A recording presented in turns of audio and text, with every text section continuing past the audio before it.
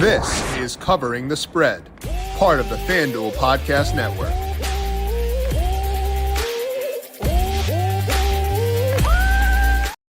Even in a draft class that may not be quite as loaded at quarterback as we've seen in recent years, they're still going to get a bunch of attention. Cam Ward currently the betting favorite to go first overall, FanDuel Sportsbook. Shedeur Sanders, obviously a name everybody knows right now as well.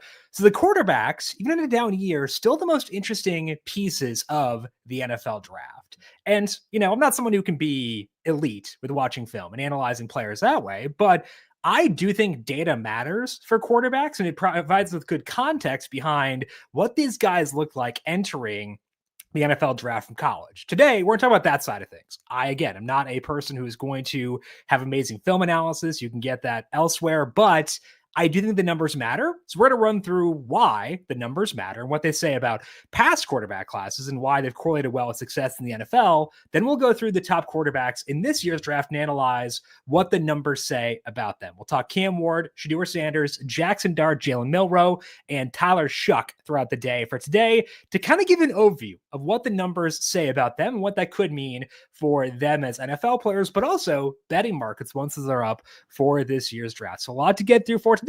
Let's dive on in and do it all right now. Welcome on into Covering the Spread, a FanDuel Research podcast. My name is JimSannes. I am a managing editor for FanDuel Research, here to dive into the 2025 NFL Draft quarterback class, break down my thoughts on them, but also what my model says about those guys. The top 5 guys in this year's draft. We'll dive into all that here in just 1 second, but first, a reminder to make sure you are subscribed to Covering the Spread wherever you get your podcast. If you want some thoughts on Matthew Stafford, Myles Garrett, Aaron Rodgers, etc., we talked to Megan Payton of FanDuel TV yesterday here on the show to get her thoughts on some storylines to watch the Combine, Matthew Stafford skiing with Tom Brady, getting reporters in fights at Starbucks. It is all there. We'll talk about that. Or we had Megan on yesterday to break down all of that stuff. Going to have more NFL shows throughout this offseason. College basketball just around the corner, too. You can find all of our March Madness thoughts here on the Covering the Spread podcast feed. So search for Covering the Spread wherever you get your podcasts. Hit subscribe. And if you like what you hear, leave us a 5-star rating and review as well. Of course, these shows are also, the NFL ones are on the FanDuel Football Betting YouTube page. So subscribe there and turn on notifications and leave us a thumbs up. We appreciate those of you watching on YouTube as always. Speaking of college basketball, March is almost here. We're in the most exciting stretch of the season. Right now, new customers on FanDuel can get $150 in bonus bets when your first $5 bet wins. That's $150 to bet on everything from conference clashes to tournament upsets, even who will cut down the nets. If you've been waiting to join FanDuel, there is no better time. The app is easy to use, and when you win, you'll get paid instantly. So visit FanDuel and get in on the college hoops action before March takes over. Must be 21 plus and present in select states. For Kansas, an affiliation with Kansas Star Casino, or 18 plus and present in DC. First online real money wager only. $5 first deposit required. Bonus issued as non-withdrawable bonus bets, which expire 7 days after receipt. Restrictions apply. See terms at sportsbook.fanduel.com. Gambling problem? Call 1-800-GAMBLER. Or visit FanDuel.com/RG. Call 1-888-79-7777 or visit ccpg.org/chat in Connecticut. Visit MD Gambling Help in Maryland. Hope is here. Visit gamblinghelplinema.org or call 800-327-5050 for 24/7 support in Massachusetts, or call 1-877-8-HOPE-NY or text HOPE-NY in New York. Let's take a look here at quarterback numbers and why those matter when trying to evaluate quarterbacks. Again, film evaluation matters. What the scouts say matters. They're very good at what they do. Yes, there are busts in the NFL draft, but in general, evaluators are pretty good at scouting out these quarterbacks, and the guys who go highest in the draft are more likely to be good NFL picks than those who go later. The quarterback model takes a bit of a different approach. It looks at quarterbacks based on their age. Yes, age matters quite a bit. Their experience in college, gains of 10 plus pass attempts, and their efficiency, both their total QBR and their adjusted yards per attempt. It blends all this stuff together and spits out a number for quarterbacks. And I've got this for all quarterbacks who have been invited to the Combine since 2010. So pretty large sample of these quarterbacks. And in general, the more the model likes you, the higher your odds of success in the NFL, even if it's not perfect at trying to pin down who will be good. So let's show an example of that here. There have been, I think there have been 45, 50 somewhere in their first round picks since 2010. In that time, 14 of those quarterbacks have been in the top 10 in Number Fire's total EPA metric in 1/3 of their qualified seasons. Total EPA looks at points added by rushing and points lost on sacks, interceptions, etc., which it should, because while quarterbacks are not fully responsible for sacks, they do play a large role in dictating their own sack rate and their own pressure rate. If you're looking at that group of 14 quarterbacks who've been in the top 10 in total EPA in 1/3 of their seasons, it's the best of the best. Patrick Mahomes, Josh Allen, Lamar Jackson, Joe Burrow, Justin Herbert, Jayden Daniels, guys like that. The guys we want if we're taking a first-round quarterback, we'll classify those guys as hits. Conversely, 21 first-round quarterbacks have never had a season in the top 15 in total EPA. Of that group of 21, 6 of those guys have been in the league for less than 3 years. So we'll omit them from discussion. We're going to keep them totally separate from this here. That leaves us with 15 players who have been what I would call the busts. Again, no seasons inside the top 15 of total EPA. If you look at quarterbacks in the 90th percentile of the pre-draft quarterback model, which does not account for draft capital, there have been 17 players to be in the first-round picks in the 90th percentile or higher. 8 of them, 8 of 17, which is 47%, have been in the hits section. So again, those top 14 guys who have been in the top 10 in 1/3 of their seasons, 47% hit rate there. Conversely, 4 out of 17, or 24%, have been busts. That bust rate increases to 38% for quarterbacks in the 80th to 89th percentile of the model. So from 24% to 38%, goes to 44% for quarterbacks between the 50th percentile and the 79th percentile. And it's 50% for quarterbacks in the 49th percentile or lower. The hit rate is similar. It's not quite as linear. Again, there's a 47% hit rate for guys in the 90th percentile. It is 50%, 4 out of 8 players for players between the 80th and 89th percentile. So that's pretty good. That group is Patrick Mahomes, Jared Goff, Andrew Luck, and Deshaun Watson. But all those guys are in the 86th percentile or higher. So if you're looking at the players who have been successes in the first round, you've got quite a few of them. 11 out of 14 have been in the 86th percentile of the pre-draft model or higher.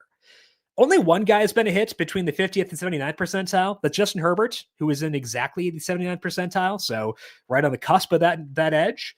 And then from the 49th percentile on down, only 2 guys have been hits. Those guys are Josh Allen and Jordan Love. So that means that players can still be successful NFL players if the model is low on them. And they can also bust if the model is high on them. But the odds do shift. Your odds of being a good NFL quarterback are better if your collegiate resume is better, and they're worse if your collegiate resume is worse. Simple as that. This is, again, not based on anything draft capital related, just looking at age, experience, and efficiency. That's also true for non-first rounders. Since 2010, there have been 7 quarterbacks drafted outside the first round who have had multiple top 10 seasons in total EPA, despite being drafted beyond the first round. It's only 7, so that shows you that most successful quarterbacks are first-round picks. But that's 7, on average, ranked in the 74th percentile of the pre-draft model. If you look at the average day 2 or day 3 pick, they are in the 49th percentile. So again, 49th percentile overall, 74th percentile for the successful day 2 or day 3 picks. The only guys in the top 14 of the pre-draft model to go outside the first round are Jalen Hurts and Russell Wilson. Those guys have both won Super Bowls, and they've been to multiple Super Bowls. Hurts ranks second all-time behind Jayden Daniels, who's number 1. So I do put stock in what the numbers say. And in general, guys who are rated well go high in the draft. So that's why, to me, the numbers do matter. Successful quarterbacks tend to have better collegiate resumes, even if there are exceptions like Josh Allen, like Jordan Love, and exceptions on the other side, like Zach Wilson, like Marcus Mariota. And those guys did not pan out in the NFL. So let's apply those learnings to this year's class. I'm going to discuss the quarterbacks in the order of how they're ranked. If you look at the Athletics consensus big board, and those guys are Cam Ward, Shedeur Sanders, Jaxson Dart, and Jaylen Milroe. Then I'll also talk about Tyler Shough at the end because he's been getting quite a bit of steam from players or evaluators whose opinion I do care about as well. Let's start things off here by discussing Cam Ward. The model likes him quite a bit because he's very experienced. He's not that old. He's older than the average first round pick. He's 22.9 years old on day one of the draft, average first rounder 22.3, but he makes up for it with lots of experience and very good efficiency. His total QBR this year at Miami was 88.7, which is in the 93rd percentile of quarterbacks invited to the combine since 2010. When you blend that all together, Ward winds up being in the 96th percentile among prospects at the combine since 2010 and the 9th overall prospect for me. Of the 7 guys ahead of him who have been drafted, which we'll expand on why that's the case in a second, why there's one who has not been drafted yet, 2 were first overall picks, 2 out of 7. 3 more went second overall, and another went 5th. The one guy who was not a top 5 pick there was Jalen Hurts. So this range does tend to go pretty high in the draft. The 11 quarterbacks who have gone first overall from 2010 through 2024 have ranked on average in the 90th percentile of the pre-draft model. Only Jameis Winston was below the 86th percentile there. So on paper, Ward does seem deserving of being the first overall pick. And he is currently the favorite of FanDuel Sportsbook. Ward right now is minus 135. That number was minus 120 this morning. It was minus 130 yesterday. So it's bounced all around. I do think that's about right because most mock drafts you look at have had Abdul Carter going first overall. And Adam Schefter on Thursday morning called Abdul Carter the likely first overall pick. So I don't blame. I understand why the market is where it's at. It does sound like there are good odds the Giants move up to this pick. And if they do so, it sounds like it would be Cam Ward with that pick. I wouldn't bet him at minus 135 right now. Personally, I have him at plus 300 from back in December before Illinois banned betting on the draft. Thank you, Illinois. I think this is about right. I think the market is properly pricing in where Cam Ward will go. If we do see the number soften a bit, then maybe it could be a value there because the model likes him. The model correlates well draft capital, and it does seem like there's been enough buzz around Cam Ward to view him as being a proper first overall pick. So Cam Ward, a pretty solid guy by my model and someone I do think deserves to be the first overall pick in this draft. Let's talk now about Shedeur Sanders. Shedeur Sanders, of course, out of Colorado, son of Deion Sanders. You all know exactly who Shedeur Sanders is. I'm less sold on Shedeur Sanders than I am on Cam Ward. He ranks in the 71st percentile of the model. As mentioned before, there aren't a ton of hits in that range. There have been 8 quarterbacks drafted between the 60th and 79th percentile in that span between 2010 and 2024.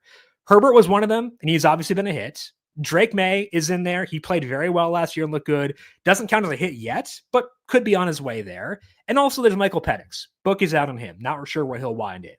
Other guys in this range beyond May, Herbert, and Penix are Tim Tebow, Sam Darnold, Mitchell Trubisky, Jameis Winston, and Kenny Pickett. Pickett and Sanders actually have very similar analytical profiles. They're both older quarterbacks. Sanders will be 23.2 years old on day one of the draft. Average for a first rounder again is 22.3.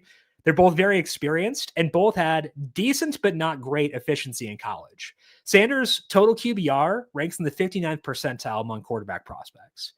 That's mostly because he didn't run much and he took a ton of sacks. And some of that's on the offensive line. They were ranked, I think, 51st in PFF's offensive line pass block rating. So that's on the offensive line. But Sanders also did invite a lot of pressure himself. So he's not blame-free for the sack portion. Now, Sanders is a very good passer of the quarterback. From an accuracy perspective, an intelligence perspective, he checks those boxes pretty emphatically, probably better than Cam Ward. He just doesn't have the same physical tools as Ward or other guys in this class. He's also got 1 less year as a starter than Cam Ward. Cam Ward, a 5-year starter, if you kind of Simon Incarnate Word. Shedeur Sanders, a 4-year starter, and he's also a bit older than Cam Ward. Lower efficiency on him as well. As a result, I'm likely to be lower than market on Sanders once we do see more draft markets posted. I'm not as sold on him. Insiders don't seem to be fully sold on him. The numbers aren't sold on him. I will be checking draft props on Sanders once they're up. I'm pretty likely to be looking to fade him, but as always, it depends on price. So I can't say definitively I'm going to fade Shedeur Sanders in the draft now because I don't know what that price will look like. But that's my lean right now, and I think that's my inclination. I'd need a pretty soft mark in order to buy into Shedeur Sanders. just based on what my model says, based on what I've seen, and based on what insiders have said, I think there's enough there to be lower on him than consensus as things stand right now. One player my model likes a lot, and this one's probably a bit more controversial than liking Cam Ward, is that it loves Jaxson Dart. So let's talk about Jaxson Dart and why it likes him. I mentioned with Ward, there was another top 10 quarterback prospect in the model who had not yet been drafted. That guy is Jaxson Dart, ranked 7th overall in the 97th percentile. Dart is up there because he checks all three of our key boxes. He is young, he is experienced, and he is efficient. Started as a true freshman at a Power 5 school, 3-year starter in the SEC after that. He had 10 plus pass attempts in 45 games in college. He will be 21.9 years old on day one of the draft, and his QBR this year was 86.3. There are 8 other players who've had at least 30 games played coming in. They were yet to turn 22 on day one of the draft, and they had a QBR of at least 80 in their final year. The other 8 guys are Patrick Mahomes, Lamar Jackson, Jalen Hurts, Trevor Lawrence, Deshaun Watson, Jared Goff, Marcus Mariota, and Teddy Bridgewater. Hurts is the only non-first round pick in that group. But the NFL also wasn't totally sold on Mahomes, Watson, or Jackson either. Mahomes went 10th, Watson went 12th, Jackson 32nd. So I don't think it kills Dart's appeal if he doesn't go super, super high in the draft. There's been enough buzz around Dart to draw my attention. He's pretty firmly QB3 across the key experts. And even if he doesn't go early in the draft, which doesn't sound like he will, there are teams that could take quarterbacks later in the first round, like the Steelers or the Rams. We could also see a team trade back up into the first round. So I am very likely to be in on Dart once draft props are posted. Again, I can't know that until we see the markets are, but I think he's good. The model loves him, and film scouts are not entirely out on Jaxson Dart. So I will be watching with close eyes for when markets go up for Dart, even if I have to make a trip over to Indiana to bet it. I think that we should be high on him based on historical precedents of the model, based on enough buzz from insiders to say, I do think that Jaxson Ward does eventually wind up being a first-round pick in the 2025 NFL draft. Let's talk about Jaylen Milroe. The model, not as high on him. Honestly, it's below Sanders, who is in the 71st percentile. Milroe, 64th percentile. 22.4 years old with only 27 games of experience. That's not ideal from a combination perspective, especially when it doesn't come with elite efficiency. Total QBR for Milroe, 78.3. He really struggled specifically against quality defenses and in obvious passing situations. He averages 7.87 yards per play in obvious passing situations. That's based on yards per play on pass attempts, rushes, or sacks. That's in the 58th percentile of FBS drafted quarterbacks since 2010. Milroe is insanely athletic, so I understand a bet on the traits because I'd rather draft or gamble on a good athlete than a bad athlete if I'm going to take a non-first round pick. I understand it. He has a path to upside as a result, but not as young as you'd want for a guy who is not hyper experienced. And typically when the model is wrong, it is wrong with a younger quarterback. So lower on Jaylen Milroe, not looking to fade him or anything in the draft or anything like that, but just not seeing enough to get fully bought in to him there. That brings us to Tyler Shough. He is not inside the top 100 of the Athletics big board, consensus big board right now, but he does have some fans in the NFL draft community, and those are guys with big profiles and guys I trust, like Tyler Shough. Shough is just not the profile player I'd want to gamble on in the draft personally. He is actually the 4th oldest quarterback invited to the combine, not this year, but among all quarterbacks since 2010. The guys older than him are Brandon Weeden, Zach Thomas, not the linebacker, and Kevin Thompson. Shough is older than currently 10 starting quarterbacks. It could wind up being 11 if J.J. McCarthy winds up starting. That list includes Trevor Lawrence, who is already on his second contract. Technically still the 5th-year option, but he has gotten paid. He is still younger than Tyler Shough. Brock Purdy, about to get paid too. He was not super young coming out. He started 4 years at Iowa State. Shough is still older than Brock Purdy is right now. And that does matter because the average successful first-round quarterback is 22.0 years old on day one of the draft. The less successful first-round picks are 22.4 years old, so about a half year older. Outside the first round, the average successful non-first-round pick, 22.8 years old. For the average guys out there, they're 23.2. So again, a half year younger for the successful quarterbacks, both among first-rounders and non-first-rounders. Shough isn't just above average for a non-first round pick. He is 25.6 years old on day one of the draft. So the age is an outlier in the negative sense. But he also doesn't really stand out elsewhere in other metrics. He ranks in the 38th percentile for games played because he was Justin Herbert's backup for a couple of years. A lot of injuries in there too, so not as many games played. And he ranks in the 58th percentile of total QBR. When you add that all together, Shough winds up being in the 25th percentile of my model. Now, again, there have been successes down there. You got Josh Allen, you got Jordan Love, but both those guys were younger than 22 on day one of the draft. And Shough is 4 years older than Jordan Love was when he came out. If the model is too low on a player, it's typically a young player, and Shough is not that. So I will not be buying into draft props for him. I'm not going to say I will fade him because there have been enough people who I respect who are in on Shough, and that matters more than my evaluation. It matters more than the numbers. But I'm not going to bet on Tyler Shough because I do think there are enough concerns. That age does matter a lot, and the age is a massive, massive concern for Tyler Shough entering this year's draft. So when you look at the quarterbacks in this year's class, my model ranks them Jaxson Dart number 1. It has Cam Ward number 2. Among this group, it has Shedeur Sanders 3, followed by Jaylen Milroe 4, and then Tyler Shough number 5.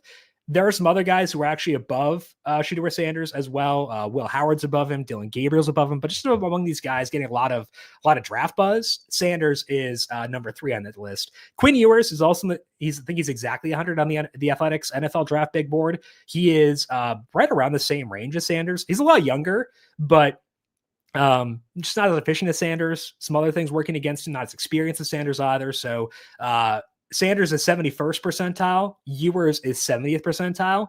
So he's lower as well. And personally put Sanders above Ewers too, just because I enjoy watching Shedeur Sanders play quarterback more than Quinn Ewers right now. But just based on this group of 5, it's Jaxson Dart 1, Cam Ward 2, Shedeur Sanders 3, Jaylen Milroe 4, Tyler Shough 5. I would not personally rank Ward or below Dart.